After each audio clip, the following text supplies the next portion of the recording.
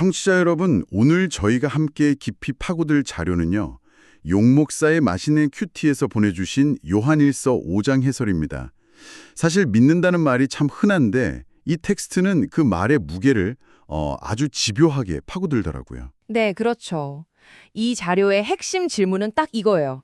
우리가 믿는 예수는 누구인가? 아, 그리고 그 믿음이 왜 중요한가? 이 간단해 보이는 질문에 답하기 위해서 초기 기독교가 얼마나 치열하게 싸웠는지 보여주는 텍스트이기도 하고요. 맞아요. 그래서 오늘 저희의 미션은 이 해설 자료를 통해서 기독교 신앙의 가장 중심부로 한번 들어가 보는 겁니다.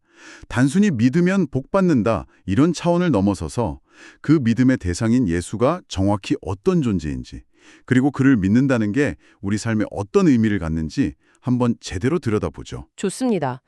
이 자료는요, 본문을 하나의 거대한 논쟁에 대한 답변으로 해석해요. 논쟁이요? 네, 당시에 가현설이라는 사상이 있었거든요. 가연설. 좀 어렵네요. 쉽게 말하면 예수는 진짜 인간이 아니라 그냥 인간의 모습을 한 아바타 같은 존재였다는 주장이에요. 아, 이 텍스트는 그 주장에 맞서서 성령과 물과 피, 이 세 명의 증인을 내세워서 진짜 예수를 증언하고 있는 거죠. 그렇군요.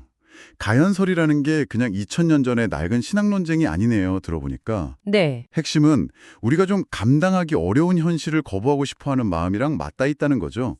진짜 인간 예수가 겪었을 고통, 배고픔, 좌절 같은 이런 불편한 진실 대신에 그냥 멋지고 신적인 존재로만 남겨두고 싶었던 거고요. 정확해요.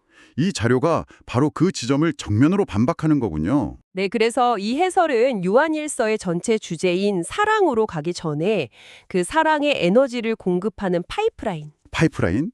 그게 바로 믿음이니까 이 믿음부터 점검해야 한다고 시작해요. 흥미로운 점은 자료에서 지적하듯이 요한의 글에는 믿음이라는 명사보다 믿는다라는 동사가 압도적으로 많이 쓰였다는 거예요. 그럼 무슨 의미죠? 믿음이라는 게 박제된 교리가 아니라 뭐랄까 살아 움직이는 행위라는 걸 강조하는 거죠. 그렇군요. 계속해서 믿어가는 과정이다. 이런 거네요. 맞습니다. 그럼 질문은 명확해지죠. 도대체 무엇을 믿어야 하는가? 자료는 딱 두 가지를 짚어주더라고요. 첫 번째는 예수가 육신을 입고 오셨다. 즉, 완전한 인간이었다는 사실. 이게 그렇게까지 중요했던 이유가 뭘까요? 만약 예수의 인성이 없다면요. 기독교 신앙은 그냥 수많은 철학이나 신념 체계 중 하나로 전락할 수 있다는 거예요. 아, 그의 가르침이 아무리 훌륭해도 그게 우리처럼 피와 살을 가진 인간의 삶 속에서 나온 게 아니라면 그냥 공중에 뜬 좋은 이야기가 되어버리죠. 네네. 그의 고통, 십자가에서의 절규, 제자들과의 우정, 이게 모두 실제였기 때문에 우리 삶에 깊은 울림을 주는 거고요. 아, 그러니까 그의 인간적인 고뇌와 경험이 빠져버리면 우리가 겪는 이 구체적인 삶의 문제들이랑 연결될 고리가 끊어진다는 말이네요. 그렇죠. 바로 그거예요. 그냥 위대한 스승의 좋은 말씀, 정보로만 남게 되는 거고요. 맞아요. 신적인 존재가 인간의 고통을 모른다면 어떻게 우리를 위로하고 또 구원할 수 있겠어요. 그렇네요. 그래서 이 자료는 예수의 인성을 붙잡는 게 신앙의 출발점이라고 못을 박는 겁니다. 그런데 여기서 끝나면 안 된다고 하죠? 그렇죠. 동전의 반대면이 남아 있으니까요. 자료가 두 번째 핵심으로 짚는 게 바로 요한일서 5장 5절.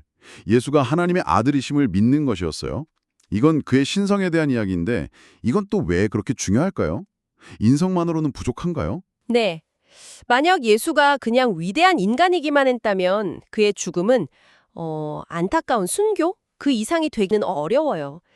이 해설은 바로 그의 신성이 그의 죽음과 부활에 우주적인 의미를 부여한다고 설명해요. 우주적인 의미요? 네. 요한복음 16장에 내가 세상을 이겼다는 구절을 인용하는데요. 여기서 말하는 세상은 그냥 이 지구가 아니라 죽음과 죄가 지배하는 시스템 전체를 의미해요. 아, 그 세상을 이겼다는 선언의 무게가 완전히 달라지는 거네요? 그렇죠. 한 인간의 도덕적인 승리가 아니라 신적인 존재의 근원적인 승리가 되는 거죠. 와, 이 해설은 죄의 빚이라는 개념을 일종의 우주적인 부채처럼 설명해요. 우주적 부채. 네.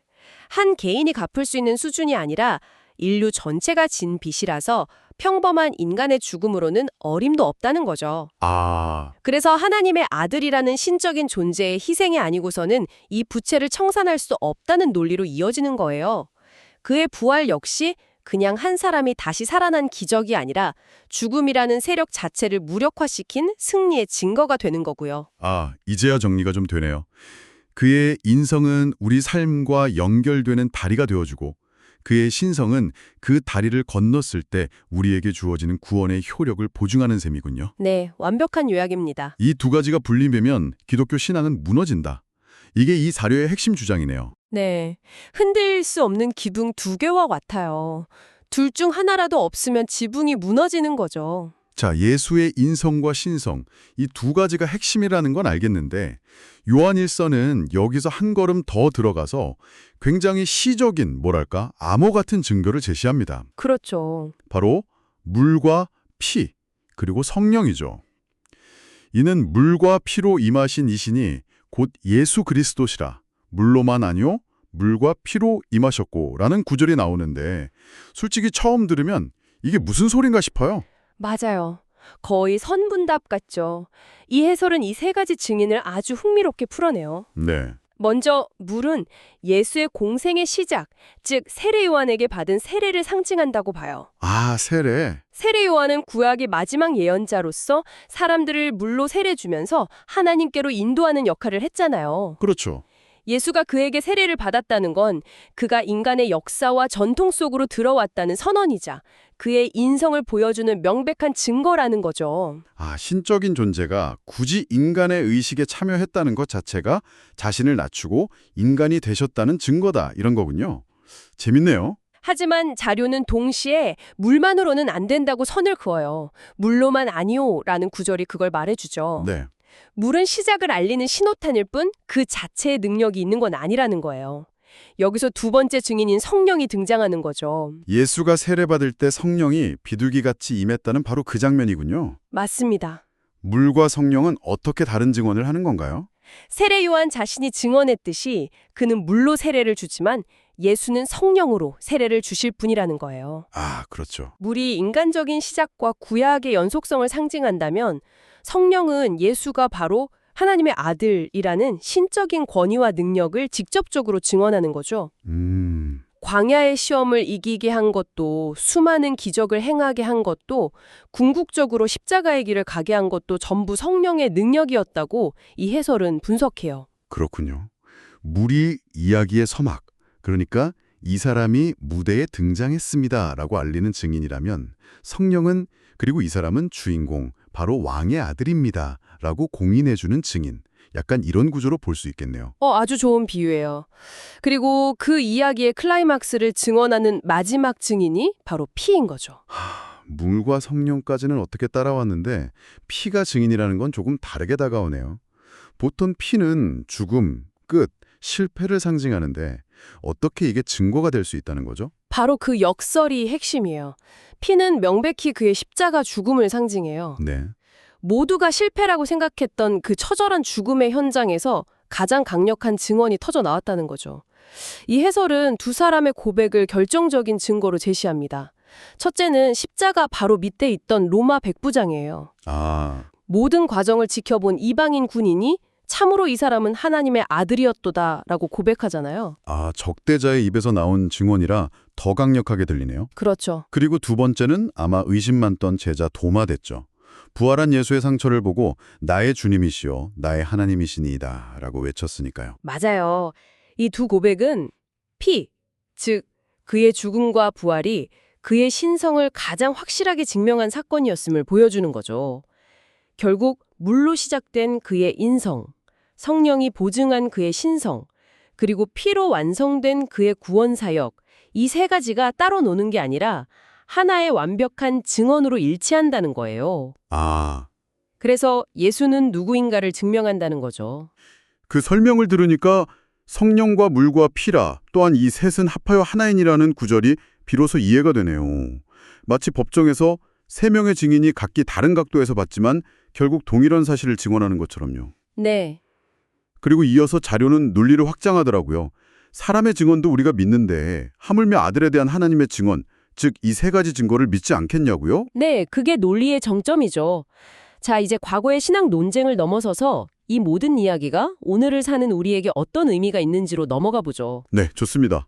이 해설은 단순히 믿음의 내용을 설명하는 데서 그치지 않고 그 믿음을 받아들일 때와 거부할 때의 결과를 극명하게 보여줘요. 다시 처음에 그 가연설주의자들 이야기로 돌아가더라고요.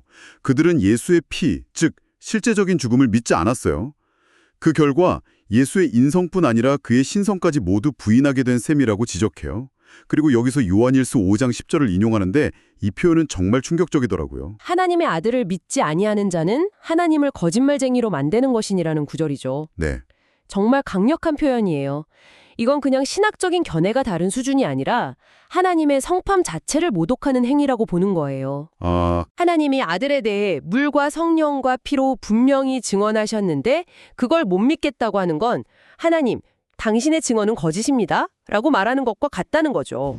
그만큼 저자가 이 문제를 얼마나 심각하게 봤는지 느껴지네요. 그렇죠. 그리고 자료는 이 문제가 2000년 전의 낡은 이야기가 절대 아니라고 경고해요. 오늘날에도 입으로는 예수를 부르면서 실제로는 성경이 증언하는 예수가 아닌 다른 존재를 믿는 경우가 많다고요. 맞아요. 몇 가지 현대적인 예를 드는데 아주 날카로워요. 어떤 것들이죠? 첫째는 예수가 아니라 자기 자신을 따르는 추종자를 만드는 목회자. 교묘하게 예수의 자리를 자신이 차지하는 거죠.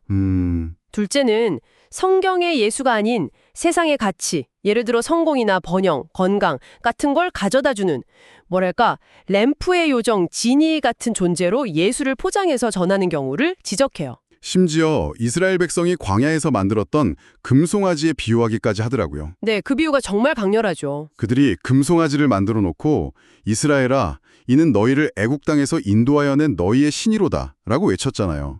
자신들이 원하는 모습으로 신을 만들어 놓고 그걸 진짜 하나님이라고 부르는 거죠. 저도 가끔 기도할 때 보면 성경의 하나님이 아니라 제가 원하는 응답을 해주는 나만의 하나님을 찾고 있을 때가 있어요. 이 금송아지 비유가 2000년 전 이야기가 아니라 바로 제 이야기일 수 있다는 생각에 섬뜩할 때가 있습니다. 그렇죠. 성경이 말하는 예수가 아닌 내가 편리하게 만든 예수를 믿는 건 결국 우상숭배와 다를 바 없다는 비판이네요. 네, 아주 날카로운 지적이죠. 그 비판이 결국 본문의 마지막 결론으로 이어지네요. 11절과 12절. 또 증거는 이것이니 하나님이 우리에게 영생을 주신 것과 이 생명이 그의 아들 안에 있는 그것이니라. 아들이 있는 자에게는 생명이 있고 하나님의 아들이 없는 자에게는 생명이 없느니라. 네, 여기서 중요한 건 영원한 생명이 아들 안에 있다는 거예요. 내가 만든 금송아지 예수 안이 아니라 성경이 증언하는 진짜 예수 안에만 생명이 있다는 선언이죠. 그럼 그 진짜 예수는 누구인가? 자료는 정리해줘요.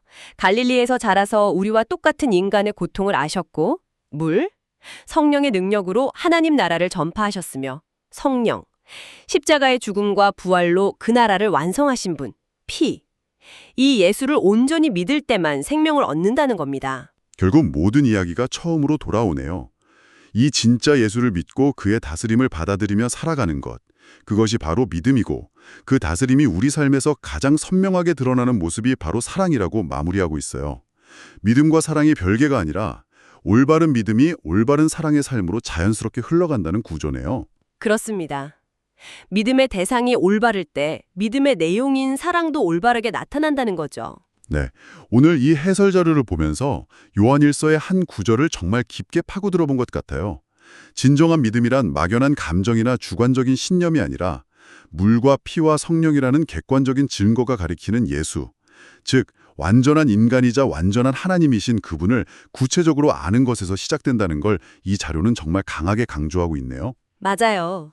이 자료가 우리에게 던지는 가장 중요한 메시지는 결국 믿음의 대상이 내용보다 강도보다 중요하다는 거예요.